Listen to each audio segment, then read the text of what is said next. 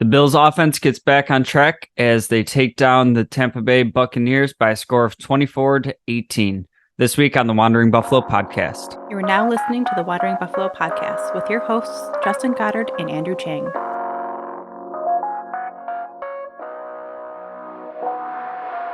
Bills Mafia, welcome into another episode of the Wandering Buffalo podcast. My name is Justin. I'm going to be your host today, and feels good that we're here talking about a win. Typical Bills fashion. It got a little bit more stressful at the end than we would have liked, especially for how dominating the whole team felt the whole game. For it to be another game that came down to the last possession. It's just what the Bills love to do to me. They want to take years off my life. But a ton to like in this game. Some things I didn't like. We're just going to get right into it. I want to start on the defensive side of the ball. I think it's easy to go right to the offense here, especially considering, the struggles we've seen over the last few weeks. But I want to give the defense their props first here. Because overall, I feel like they've been playing pretty well this year, and last week was kind of the blip on the radar. Last week was just a really bad game against a really bad offense. And this week I thought they had a great bounce back game. They hold the Buccaneers to 18 points. A really weird fluky 18 points. We'll get to that. But the first thing I liked, and what I liked the most about this game, was what they were able to do to limit Mike Evans. And this dude has been one of the consistently really good receivers throughout his whole career. He has something like 9 consecutive years of over 1,000 yards receiving. And kind of just that combination of the height, weight, speed, the physicality he plays with. I had some concerns about how he matched up with our secondary, and go out there and they held him to his lowest receiving total for the year. And even on that note, Chris Godwin, they're a great kind of tandem receiving core there. They both end up with less yardage than Rachaad White out of the backfield. So I thought that was a great job by the secondary. The touchdowns, the points that they got, most of it was pretty fluky here, right? So we had their first touchdown is on the short field. It's right after the Josh Allen interception, which was a tip pass. Tip passes were just a crazy thing for us this game. Really not fun with the tip passes. But that's their first score. They get the tip pass. And then their second touchdown, not as crazy of a tip pass, but the ball flight is affected, and after keeping Mike Evans quiet all day, he ends up with the touchdown there on a really nice grab, a nice reaction to the ball kind of changing course. But then, okay, whatever, shut him down for the 2-point conversion. That one gets tipped, and at the line of scrimmage pops up in the air, and they end up converting that 2-point conversion, which makes it a 1-score game. But I feel like those were all instances where the defense, was really doing their job, and, fluky things happen in the NFL. It just happened to be, a series of them in quick succession. And even looking at the second field goal that they got, the field goal that they got there was the defense holds them to, I think it was a 57-yard attempt. So, especially after having blocked one early in the game, you like your chances of letting them go take a 57-yard field goal. I consider that a win for the defense. Something else I really liked in this game was the Bills' pass rush, and that's something that's felt kind of stagnant over the last couple games after really starting out the season hot. And think maybe there was a little bit of an adjustment period that had to happen after losing Daquan Jones. You miss Ed Oliver for a week in there. Group missed a week in there. Von Miller was kind of on the pitch count, just ramping up. But we saw it felt like they were buzzing all night, and they end up with 3 sacks on Baker Mayfield, which coming into this game, he's only been sacked 8 times in the first 6 games. We were able to get to him 3 times, and honestly, he was doing a lot of maneuvering, and I think there was at least 2 where he kind of got the ball out as like just before his knee hit the ground. There was another one where Jordan Phillips takes the face mask penalty, which terrible penalty to take. That could have been another sack on the stat sheet that would have effectively ended the game. But hey, so I mean, I'm thinking there's like 4, 5, 6 other sacks that could have been there. And no, Floyd was close on one. Jordan Phillips had that one. Von had Baker. It was a really weird one. Von like caught Baker's leg like behind him and still almost got him down. Like, so that was really encouraging to see the pass rush kind of come back to life, especially looking at Baker's ability to avoid the sacks. He's kind of had like that squirmy Josh Allen back there. Like, it's not like he doesn't face pressures. He's very good at getting away from the pressures. So on the pass rush front, it just really felt like it came alive in this game. Ed Oliver playing like an absolute freak this season. And I thought Poona Ford kind of stepped up in this game. We've kind of seen the struggles since Daquan Jones went out. Just kind of the rotation of, Settle, Jordan Phillips.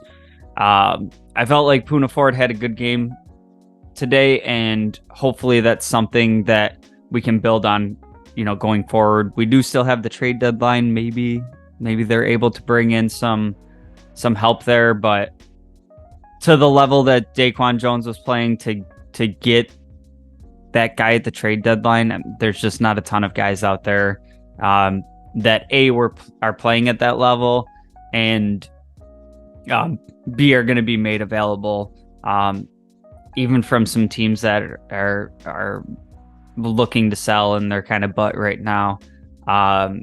If you have one of those studs on the interior, those dudes are becoming a hot commodity in the NFL. So I wouldn't expect many of them to be readily available. Another thing I want to talk about is kind of the silver lining to the whole Kaiir Elam situation. Going to talk about that more and things that I don't like.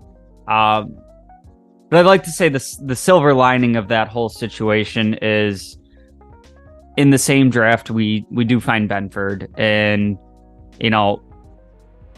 it's going to be something that's talked about as one of Bean's biggest misses. Not only was Elam a first round pick, traded up to go get the guy, and not even 2 years later, it looks like they're about ready to move on from him. So that'll be the one that everybody, talks about the most. It'll come up in, the draft bust list that we see for years. To me personally, as far as like looking at Bean's track record, the round kind of becomes meaningless to me on a big enough scale of like, yeah, you want to hit on all your first round picks, but basically where the Bills are drafting, it's not like it's a top 5 blue chip player that you can't afford to miss on. You want to hit all your picks, but I mean, it's essentially a second round pick at this point. If you're finishing, where they're going to be finishing, hopefully, that pick is like between 26 and 32 every year for the foreseeable future. So I mean, basically a second round pick. The draft is a crapshoot to start with, and the later you go into it, the bigger the chances of a miss. So to be able to find Benford in, what was it, the 6th round, I think he's playing great football. Like I don't have to say he's playing great football for a 6th-round pick. He's just out there playing great football. So kudos to Bean for finding him late. And honestly, I'm all about the draft giving us impact starters, whether they come in the 1st round or the 6th round. Give me good players. So I think that's something that, as we talk about this Elam situation over, the next, by the time you're getting in this, it's Monday. The trade deadline is on Tuesday. As we're looking at this, just kind of keep that in mind of, it sucks that we missed on that pick, that, within 2 years we might be, fully moving on from him. But you did find Benford in the same draft. So that's my silver lining there. And the last thing I want to talk about on the defense was Jordan Poyer. And there's a lot of talk early in the year. He was missing some plays, looked a little slow.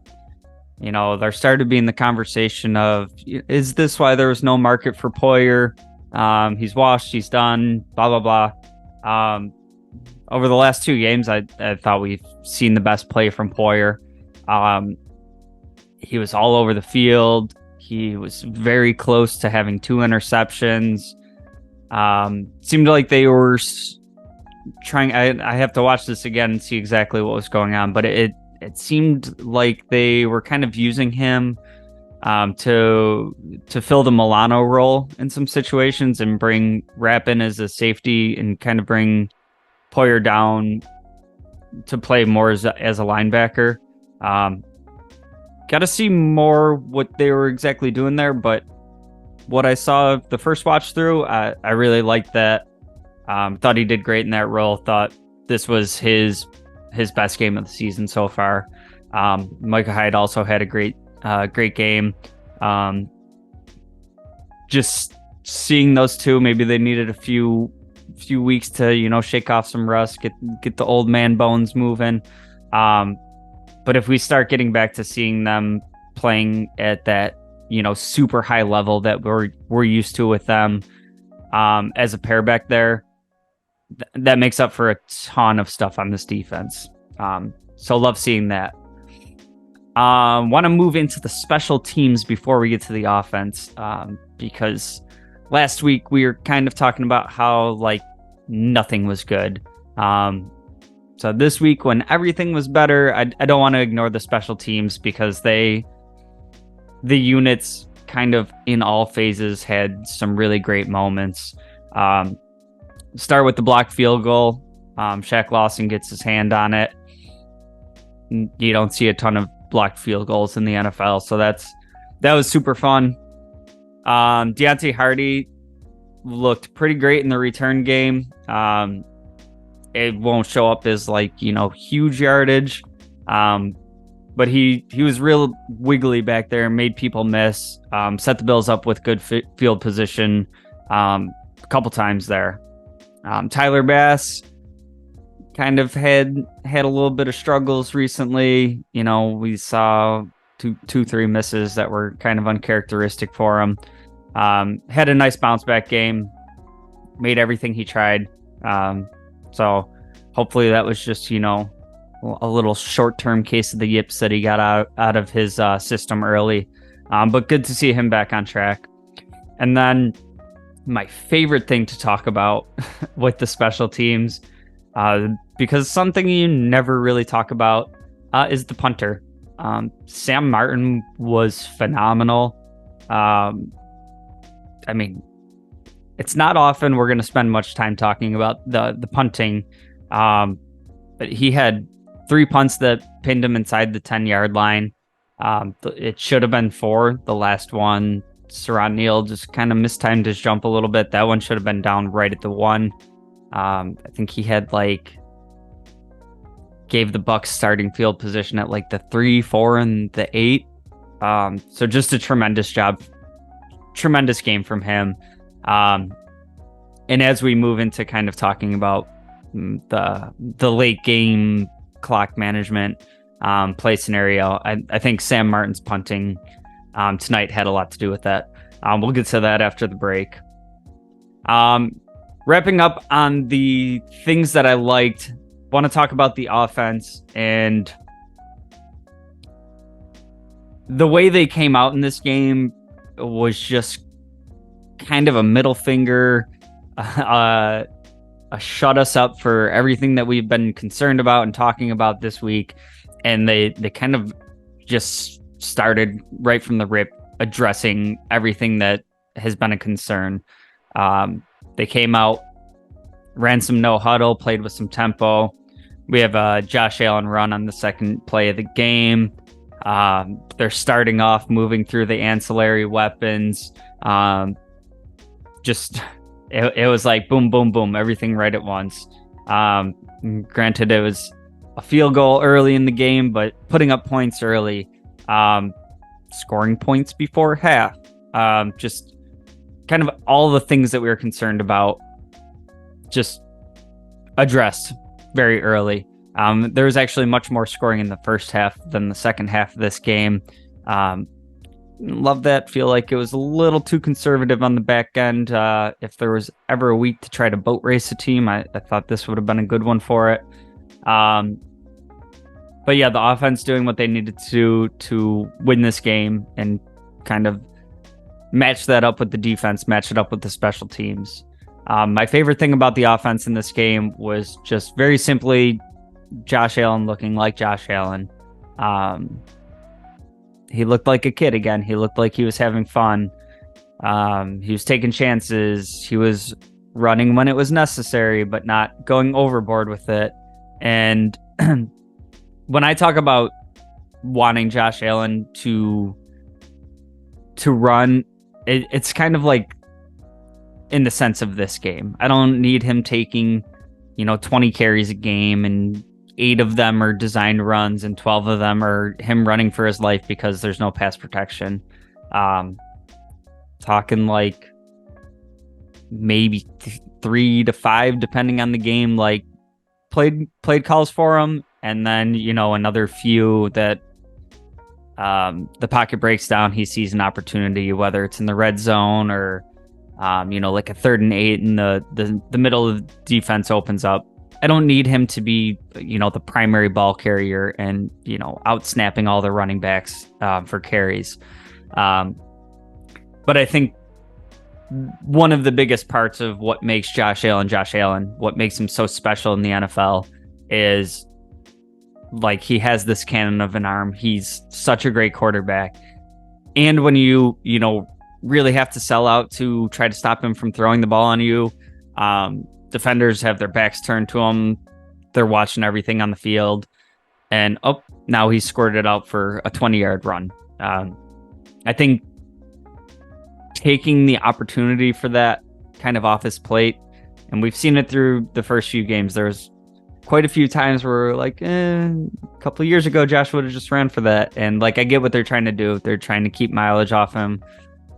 We're seeing him kind of work through a shoulder injury right now. But I think that's just kind of how this team is. You're going to live and die with Josh. And look, I'm all for, wanting to make sure that he's healthy when we get to the postseason.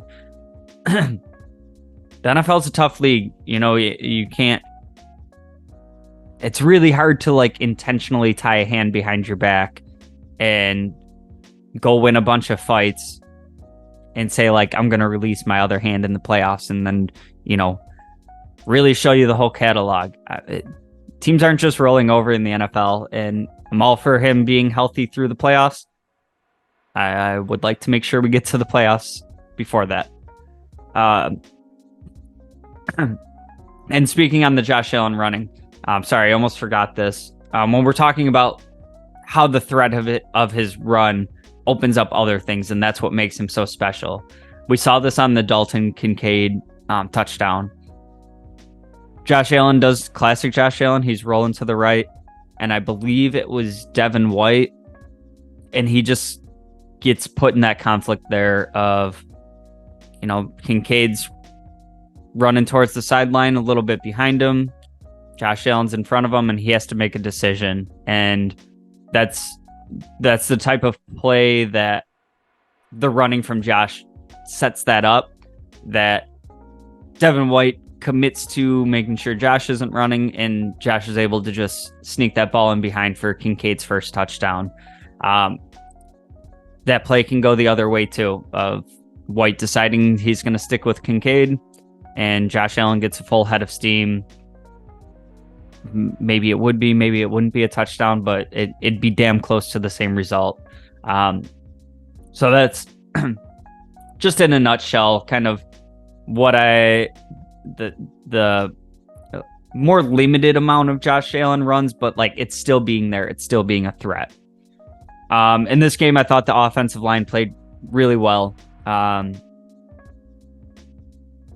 Kept Josh Allen very clean. He took 2 sacks, but I think those were kind of more, the Josh Allen trying to extend the play and make magic happen sacks. I will say I was very glad pregame to see Vita Vea wasn't playing this game. I'm all for our team, if you want to be the best, you got to beat the best. I'm all for that. Let me do it once we stack a couple wins with some of the struggles that we've had recently. But we've seen there be opportunities to get after the Bills, through the middle, that interior offensive line. And I think more often than not, it's held up pretty well this year. But that's kind of your opportunities, like that on the right side, but the interior offensive line, you have McGovern, he's new to the Bills. You have Mitch Morse, constant Mitch Morse. You always know he's there doing his thing. And then on the other side of him, you have rookie Osiris Torrance. And McGovern and Torrance being added to the team this year, I think they've played very well, especially Osiris Torrance for being a rookie, getting the nod week 1. But there's still going to be, some communication issues, some things here and there. So I think both in the run and pass game, they held up really well today. James Cook, running behind the line, doesn't put up any, absurd numbers. But I mean, he had 14 carries, averaged almost 5 yards per carry. That's the type of run game that you want to see in this offense. It's a passing league. I'm all for some balance, but kind of using the running game similar to Josh Allen. It's, if you have that and it's effective, it makes your play action more effective. It keeps the defense honest. And I'll say James Cook he's fun to watch. He's so squirrely. Hard to get down. I mean, we've had I was a big fan of Devin Singletary and the way he made people miss. And Cook is also very good at making people miss, but in very different ways.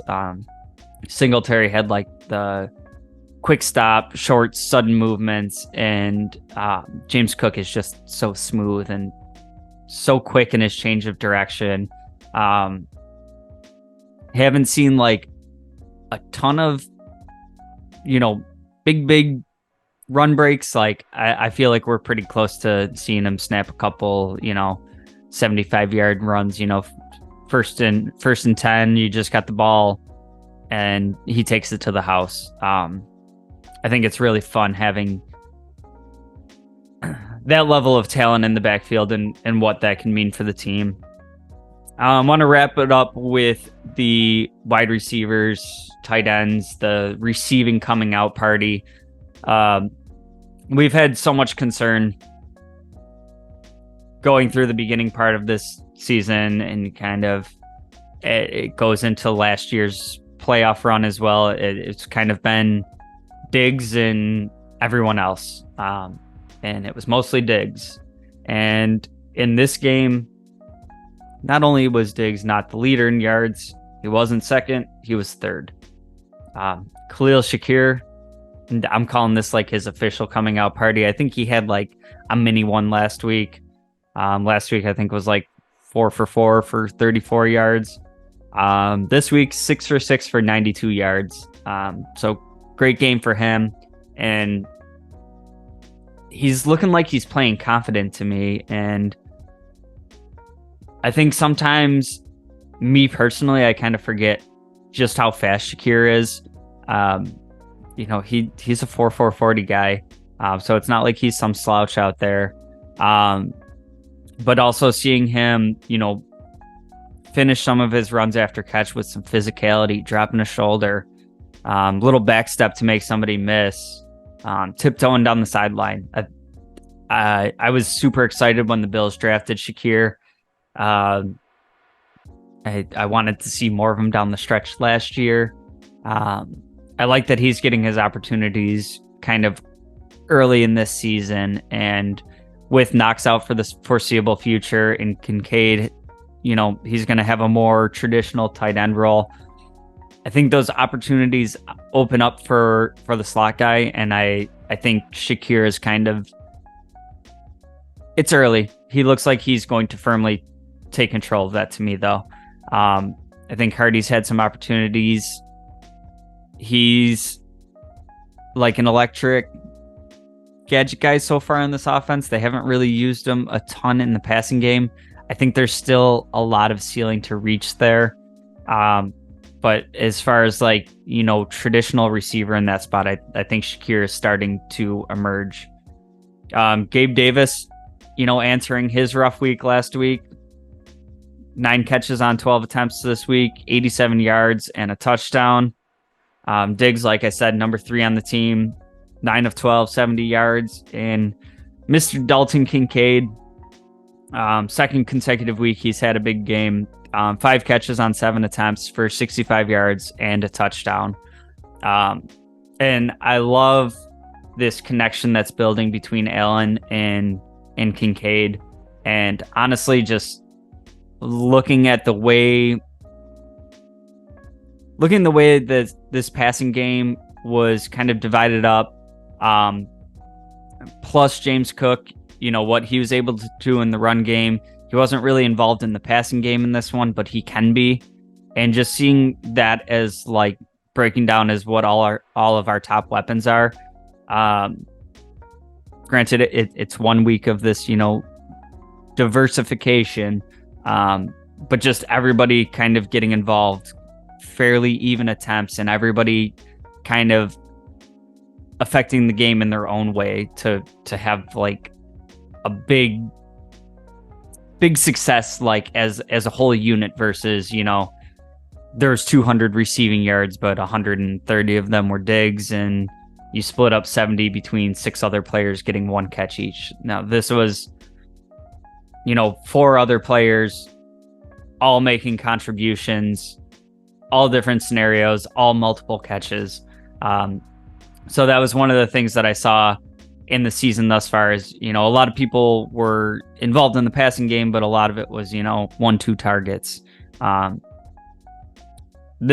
These type of numbers, this spread here, the way people are getting involved, this is what I'd love to see throughout the rest of the season. This is what I thought we were going to get when we started the season.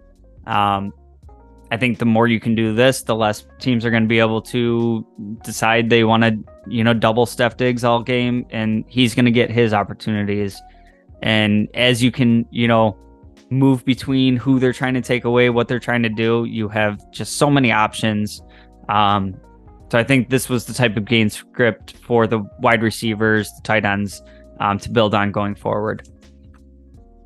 So all of these good things that I saw in this game that I liked, there were some things that I didn't like, and I do want to talk about that. We'll get to that after the break. Stick around.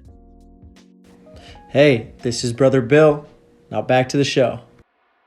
Welcome back in, and thank you again for joining me on this week's episode of the Wandering Buffalo podcast, a Buffalo FAMBase podcast. My name is Justin, and before we get into things I didn't like, if you made it this far, I do ask that you like, share, subscribe, do all the things, tell a friend, check out our website, wanderingbuff.com. Just do all the things that help us out, make sure that we're here every week for you. We are dropping every Monday. So make sure you're subscribed so you're not missing any episodes. That said, let's jump back into things that I didn't like. And I'm sick of talking about it, but I want to start with officiating. I feel like there I feel like it wasn't like egregiously one-sided in this game, so it's not going to be talked about as much. But the officials are just too involved with the game. They combined for both teams. It was like 170 yards, something like that, in penalty yards. And a lot of it was just some ticky-tacky stuff. A lot of it, things that I don't agree with. It's kind of like bang-bang plays that happen in football. I thought the Taylor Rapp pass interference. Jeez. I thought that was terrible. Maybe he's there like that half second early when you slow it down frame by frame. But I thought that was just a great football play, and they're just doing too much there. Going the other way too, Cody Mock got called on a holding call that I thought was just a terrible shit call. It's kind of, it's not just the Bills. If you're watching, the whole NFL, the refs are just way too involved in the game. And when they're that involved in the game, it makes it harder to deal with when they decide to swallow the whistle and it has like serious ramifications on the game, right? So my thing is like, the alternative is you call it that ticky-tacky the whole game, and then, you get down to final plays of the game and you got to throw 4 consecutive flags, or you just let them play a little bit more. Nobody's tuning in to, hear Gene Steratore and Mike Pereira break down the subsection of the technicality of this rule. We're here to watch football, man. I get it. You got to make calls too, but just stop. Just calm down. Don't be so flag happy. NFL's got to look at this and figure out some sort of solution, be it, full-time refs, paying the refs they have more, better training. I don't know. It's just, the NFL is super over officiated, and it ruins a lot of the experience of the game, the game flow of it. Everything's a 5-minute discussion on penalties, and there's a penalty every 3 plays, so you add like a whole hour to the game of just officiating. Sick of seeing it. I just want to watch football, man. But anyways, back to what was on the field, or what wasn't on the field. Kaiir Elam being inactive in this game, and I guess I kind of put this in my like and did not like column. Obviously something I don't like, because less than 2 years ago, you drafted this guy in the first round. Not only drafted him in the first round, traded up to get him, and we saw him start the season when Trey White was healthy, with some inactive games, getting beat out by Dane Jackson and Christian Benford, and starting the year as cornerback 4. And then, Trey White goes out, he gets some action, he hasn't looked good. Dane Jackson came back from missing a game, and he's right back out of the lineup.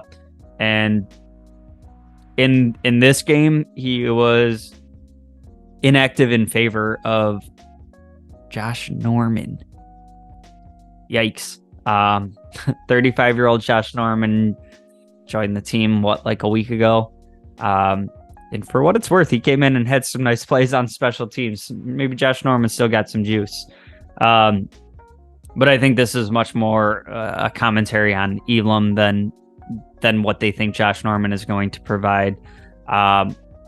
Honestly, feel like he was inactive last night. I feel like they have him on the trade block. I think as bad as he's been, you would still have him active over Josh Norman. So to me, this whole scenario played out as they're looking to trade him and didn't want to risk any injury, which is kind of crazy. We've seen so much patience with so many Bills players that, they draft for these physical tools, and, year 3 is a big year in their development when they break out. You think of Allen, Edmonds, Knox, Oliver. We're seeing Epinesa right now. Just been a ton of players kind of in that mold, and it looks to me like they're done with him. I'm really curious if, something happened like behind the scenes we don't know about. Because I feel like down the stretch last year and even into the playoffs, like I feel like we don't win that Miami game without some plays from him. I don't know. I just thought he looked pretty good down the stretch last year, to just looking completely overmatched this year.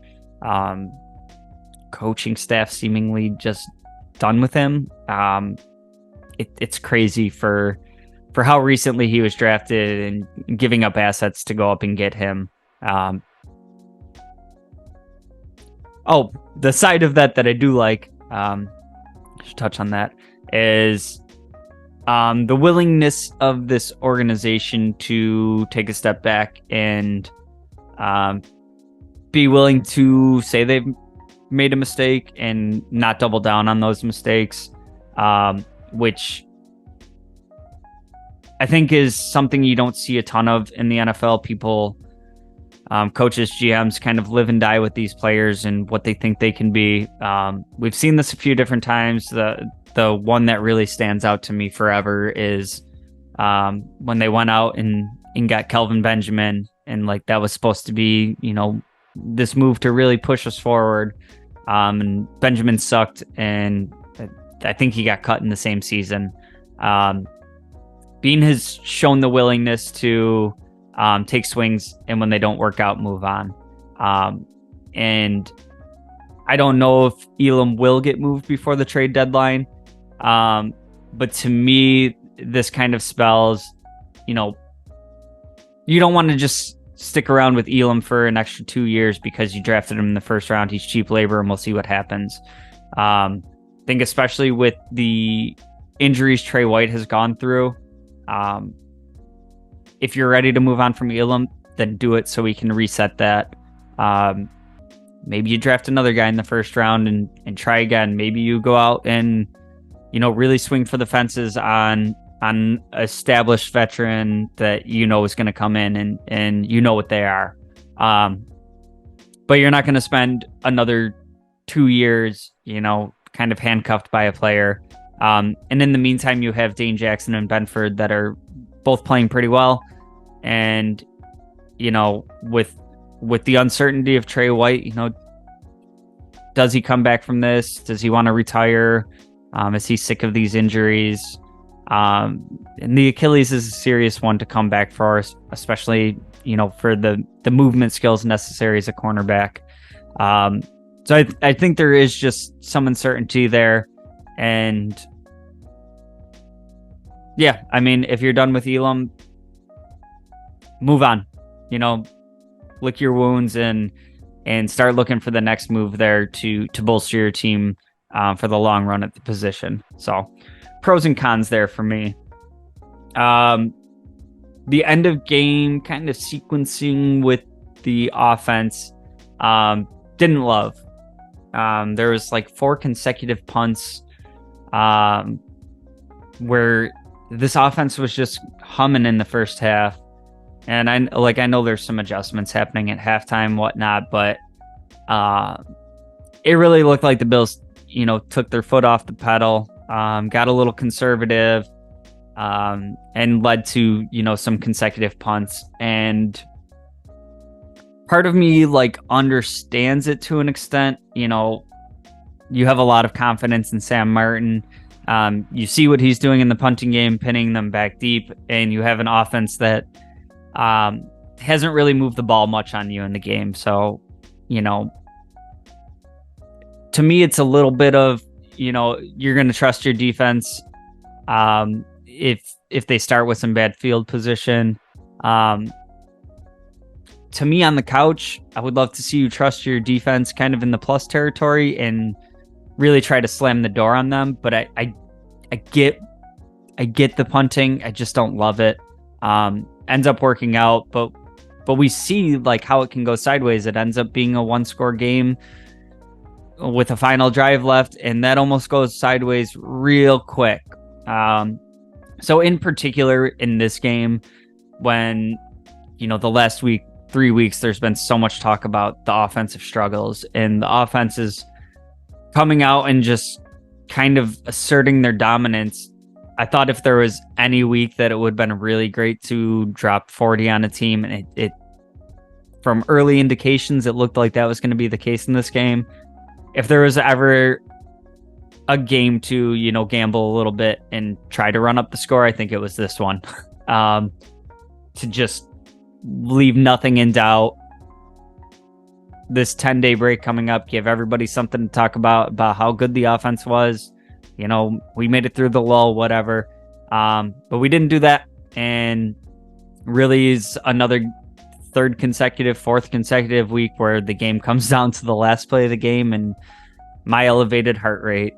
Part of things that I don't like is how frequently we line up for like the 4th and 1, 4th and 2s and try to get the opponent to jump off sides. And if they don't, we take the delay of game, we call a timeout, whatever. I don't have a problem with that actual like play call.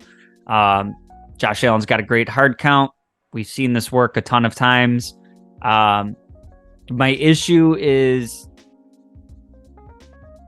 if it's constantly a bluff, maybe it works occasionally. But when teams are sitting down watching film and they're like, see this is the fake that they do. Make sure you don't jump off sides. They're not going to go for it. If I'm calling that from my couch and I'm just dumb podcast guy, the other teams have a good idea what's going on there. So I think this would have been a good game to, one of these ones where you punt it and you're in plus territory. Would have been great to line up for it and just like with 2 seconds on the play clock, actually do it. Kind of hope you convert and slam the door. And if not, your defense has stopped them all game and, you have faith in them. Defending a shorter field. Like I said, it's, the hindsight's 2020, obviously. It ends up working out in this game, but like, if they do get aggressive there and not convert one of those 4th downs and the Bucs go down and score and it turns it into a different game, we're here having, possibly the same conversation, opposite coin of like, there was no need to get aggressive there and it cost them the game. So kind of a damned if you do, damned if you don't. You have to know what you want and what your expectations are without, the benefit of hindsight. It's really easy to be, results driven and say they should have done something different. Overall, I think I would probably lean a little bit more on the conservative side. Trying to think like an NFL coach, but I'm sitting here with my Madden mind and I'm like, anything close to plus territory, 4th and 2, I'm going for it. So probably a reason they have jobs and I don't. But yeah, I thought this would have been a great game to just really slam the door on an opponent, and we did not do that, and almost turned out poorly. Something else I didn't like in this game was just the weird bounces. And, this isn't like a fault of the team or anything. I just hated it. And it seems like there's an awful lot of bounces that don't go our way. And I'm waiting for the pendulum to swing back. We've seen, some like forced fumbles where the ball, goes right back to whoever fumbled it.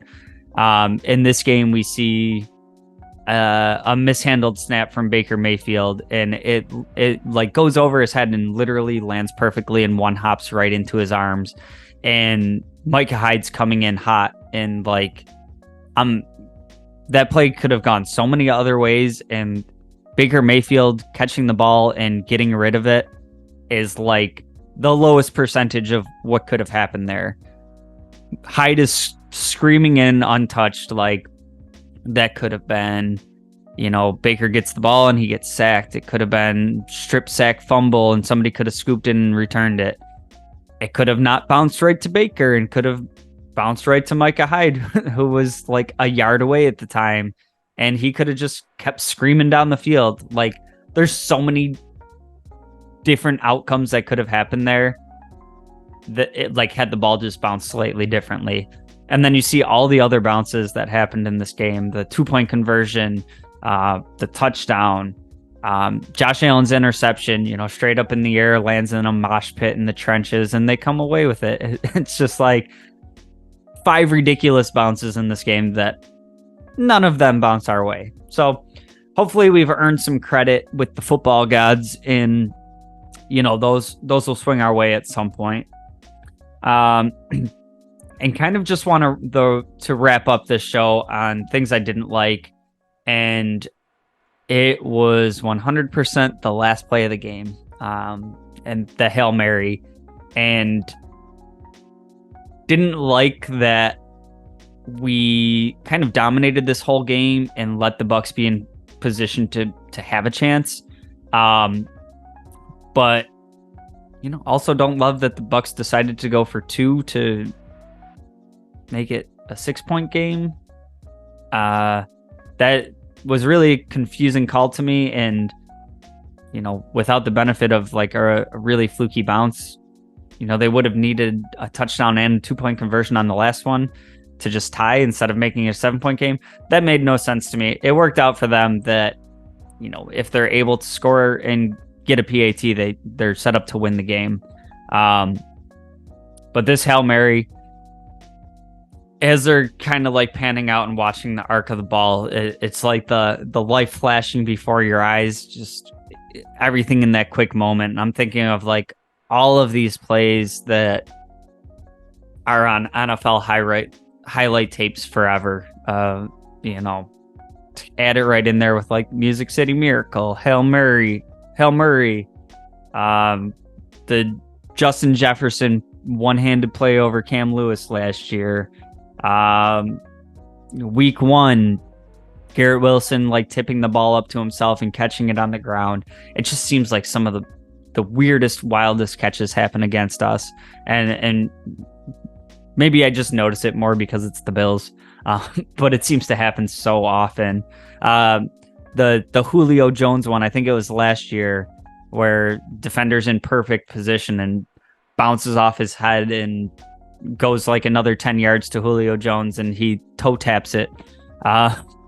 Just a whole bunch of crazy plays going through my mind, and the relief I felt when this ball, finally hits the ground, was quickly overcome by watching the replay a couple times, and just how close that was to this being a very unfun podcast to do, a very unfun 10 days of gloom and doom from Bills Mafia that would be completely warranted.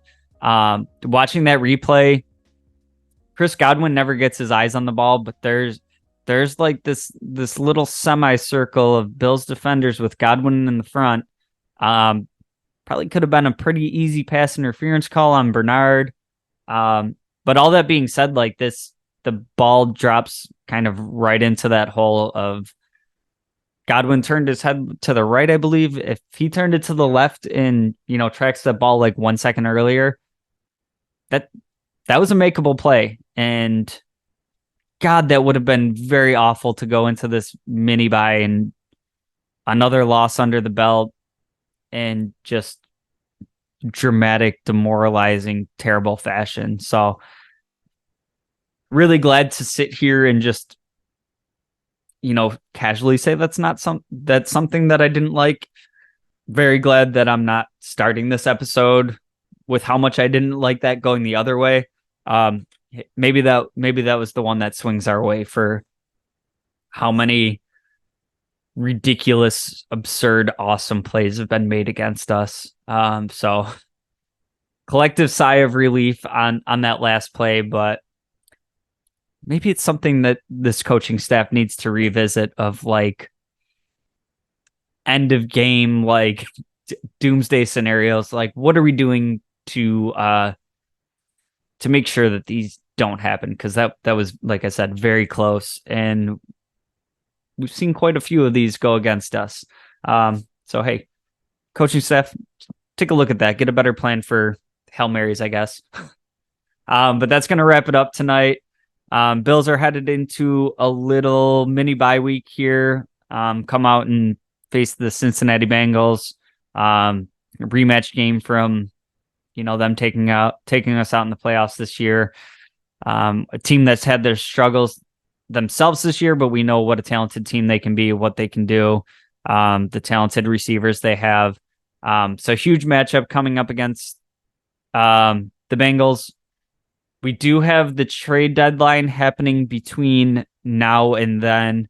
I'm going to do my very best to kind of get you some quick updates and some analysis if any Bills moves do go down.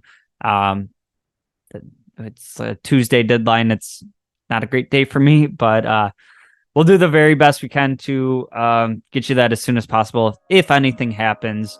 If not, we'll see you next Monday talking about the Bengals game. Until then, go Bills.